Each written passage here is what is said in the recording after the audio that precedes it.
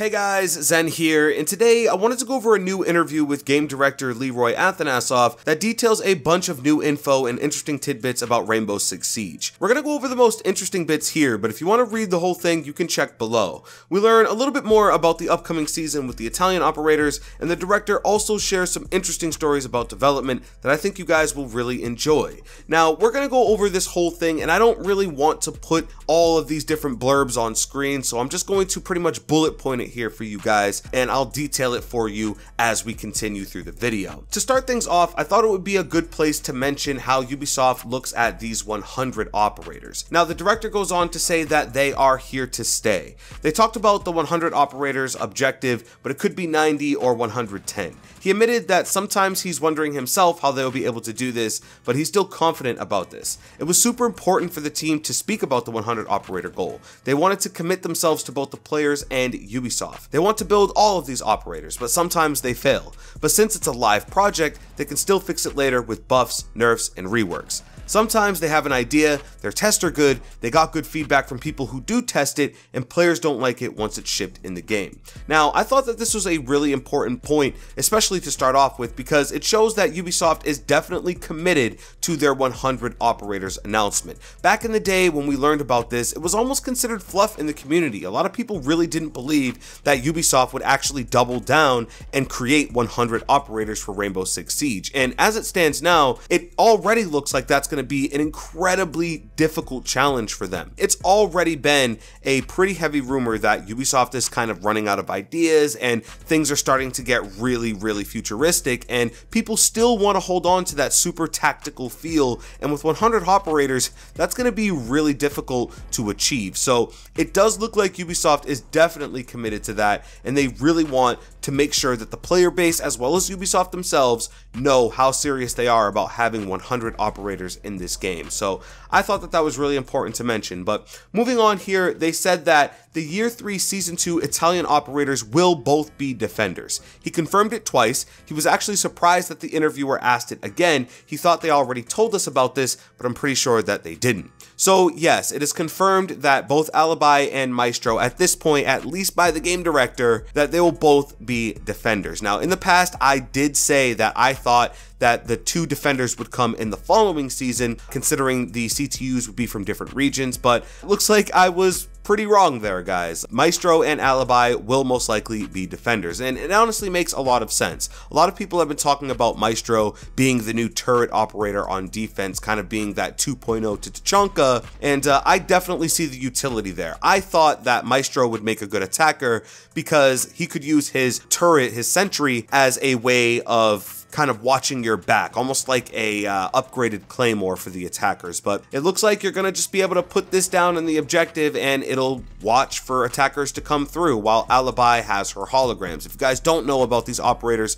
I have videos on this channel detailing them, and you guys can go check that out. But that's definitely an interesting point to bring up. They also go on to tell a development story, and they said that they had the idea of a healing attacker back when they were building Year 1 Season 3. Capital was meant to be a healer. He was able to shoot healing darts, but it wasn't working well. It was frustrating since other players move a lot, and Capital players were failing to heal them. It was even more frustrating than Doc. Now, that's really interesting because Capital is actually one of the more weak operators right now, and his pick rate is pretty low considering how long he's actually been in this game. And Ubisoft have been doing a lot to actually buff him. They just made his Para, his main assault rifle, a lot stronger, and in the past they've done things to his crossbow. Now, in my opinion, I think one really big way to buff Capital would be to simply change the sight on the crossbow. Give the crossbow ACOG, in my opinion. I think that that would make Capital a lot more appealing. It would make his darts a lot more accurate, because as it stands now, that is probably one of the worst sights in the game, in my personal opinion, and it makes it really difficult to get an accurate shot off with one of those bolts. But I did hear this in the past, that Capital was actually meant to be a healer, and I could imagine how difficult that could could be, because on attack, you're not anchoring, you're not standing still, you're typically always moving, and so it can be really difficult to pause and then heal and shoot someone with a bolt. So I'm glad that Capitao ended up being who he is now, but we definitely want to see some changes and some improvements to him as a whole. Moving on, they said that they won't be designing operators that work the same way in PvE and PvP. It was way too complicated for them with Outbreak, and they will never do that again. So if you guys didn't know, Lion was actually designed for Outbreak and PvE first, and then implemented into PvP. And as you can see, they say that there's no possible way that they will ever do that again. It's just way too complicated for them and difficult to do. So that's actually really good. In my opinion, all of these operators should always be built and balanced from the ground up with high-level multiplayer in mind, because that's the way that balance works, and that's the best way to keep everybody kind of in that ecosystem. You don't want to start developing for PvE and AI content, because it's just a whole different dynamic, and then when you put those kinds of things into PvP, that's when you start creating game-breaking operators and gadgets and things like that. Moving on, they say Outbreak will never come back in the game. He insisted this. He said that if they wanted to bring it back later, they would have to dedicate resources to keep it working with their new techs and frameworks and keep it viable with new operators and game mechanics. It's just not sustainable. So for those of you guys that were big Outbreak fans, it doesn't look like Ubisoft has plans to bring back any sort of Outbreak again. They also say he thinks that it is possible to have some kind of out of the roots events during the year, things that will brighten this year. So basically, don't count out live events, but as it stands, Outbreak probably will never return, and if they do something else, it'll most likely be temporary yet again. So it looks like what will always hold this game up will be the multiplayer, but in my opinion, that is a great thing. The next thing that they go on to say is that nothing is dead in the game. Everything will be eventually fixed or tweaked or reworked. They must prioritize things because some are critical. He gave the example of the pick and ban system. It's a feature that they worked on back in 2015 when the game released, and it's only going live in the next few months. So I really like this point, because Rainbow Six Siege is one of those kinds of games, it just is always changing, evolving, things are always being added in, people are always being changed, and you never want things to be left in the past. And a big way that they're proving this is by the map rework coming up in Season 3. They're going to be changing some of those old maps and bringing them more in line with what we have today, and to account for some of the new ops and some of the new abilities, they're going to be switching around sites and, you know, all of those kinds of things, and I'm really excited for that. And the first thing that they're going to be implemented into the game is going to be a Hereford base rework, and we also have confirmation of a clubhouse rework. So these are just some of the ways that they're proving that nothing in the game is dead. So if there's an aspect of this game that you're not really happy with, or that you're sure needs to be adjusted or looked at, it just might be, because nothing in this game is just going to ever sit there and not be utilized anymore. And even with Yacht and Favela, they do plan on reworking those maps and changing them up to make them a little bit more player friendly, and that's one of those things that really makes me want to invest my time in this game, knowing that anything that I may have an issue with is up for grabs and can be changed. Moving on, they say they have to work on hardcore mode, since they didn't support it when they added new operators in the game. He talked about some limited time event like Hardcore Month, where we could have a hardcore mode matchmaking. I'm assuming by hardcore mode they mean taking out points and doing different things that make the game even more realistic. Now, in my opinion, in other games like Call of Duty where hardcore was a game mode, I did enjoy it. It wasn't anything that I did heavily, it wasn't something that I preferred over regular multiplayer, but it was definitely something that I did enjoy. So adding more things to do in Rainbow Six Siege I think is always a good thing. I don't think that this is something that I would necessarily want to see forever, but they do detail that it could be an event,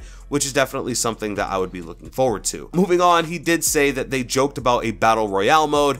It's of course not coming to Rainbow Six. Now, a while back, some people were talking about a Battle Royale rumor that Rainbow Six Siege may be implementing some sort of Battle Royale. It is nothing more than a joke, guys. There is no possible way that that sort of gameplay could work in a game like Rainbow Six, so that's just a joke. The interviewer asked about the Italian operators leak we had several weeks ago with Alibi and Maestro. The game director answered, "It's typically the kind of question I can only answer with I can neither deny nor confirm this information. I, of course, absolutely can't talk about it. So that is the typical PR answer. There's no way that they can talk about anything official until Ubisoft themselves officially release this information. We do know that with the upcoming Season 7 finals in Atlantic City, this is most likely when we're going to hear official announcements about Alibi and Maestro. I'm personally really looking forward to that, but this doesn't confirm it, but we do know that these are going to be the new season's operators. I'm sure if they weren't and it was just a completely false leak, he would have said right then and there, no, this isn't happening, but you guys can look forward to new ops or something along those lines. But they say they are definitely going to rework some vanilla and year one DLC operators to refresh them and make them more competitive and fun to play. Now, in the past, Ubisoft have said that they want 2.0 kinds of ops, like with Sophia and Ash. You see an operator that isn't necessarily an upgrade, but does things a lot differently and has their own way and playstyle, but is also very reminiscent of the year one op. But from what they're saying here, it looks like they're going to be going back and actually changing some of these ops and making them a little bit better. One op that I would really like to see change is actually mute. I think it would be really interesting if you could put a mute jammer on a wall or on a barricade similar to Jaeger in that way. I think it would make it really interesting and really buff up mute in a big way, because as it stands now, you can really easily just look under a barricade and shoot through it and get the mute jammer. So if they wanted to go back and change some operators, I would recommend mute. I would also recommend castle. Just give those operators a look. I do not think that you should be able to melee through castle barricades. I don't care if it's 11 hits. I don't care if you can C4 it or whatever. I don't think that that should be a thing. In a tactical real life situation, that wouldn't be a thing, and I don't think that you really should be able to. I understand it's game balance and stuff like that, but I think a real big way to buff castle up would be to basically force a breach, either have a sledge, have an ash, or of course those breaching charges or anything like that. So that's a really important thing to bring up here as well. In years to come, we might not always see new operators. Instead, we might see operator reworks, so that's pretty interesting. And finally, they talked about before Operation Health, the map design team wasn't able to buff and nerf maps like with operators. If they wanted to change something, they had to basically make a brand new map. Since Health, they've added new frameworks and text to change things on maps like on operators. Leroy thinks that the map team will also want to tweak and rework all maps in the coming months and years. He still thinks that some maps won't be competitive because they were not designed with this in mind. He gave House and Plane as an example. Me personally, I want the ranked map pool to be much larger than it is now. I personally don't think that it's a really good thing that it mirrors that of the Pro League. I want more maps in ranked, and as it stands now, some of the maps that we have are getting kind of stale and kind of boring. And I know there's a lot of you guys out there that don't even want Tower in the ranked pool and don't think that that map is very competitive. I'm actually starting to warm up to Tower a little bit, as surprising as that may be. But for me, I want more maps. And if that means that they have to go back and they have to change some of the old maps, I want to see Hereford Base back in. I want to see Canal back into the rotation. These are maps that I've loved playing on, and when they were in ranked, I found them to be quite competitive and I found them to be really fun to play on. But having the same map pool that we've had for the past couple seasons now, and it really hasn't grown much, it's just something that I really want Ubisoft to look at and give us more maps. If that means that Pro League still has to play on those maps and they don't necessarily have the same maps that the ranked pool has, I think that that's fine, because Pro League is literally less than 1% of the overall population in this game, and then even Diamond players are even less, and that means that the rest of us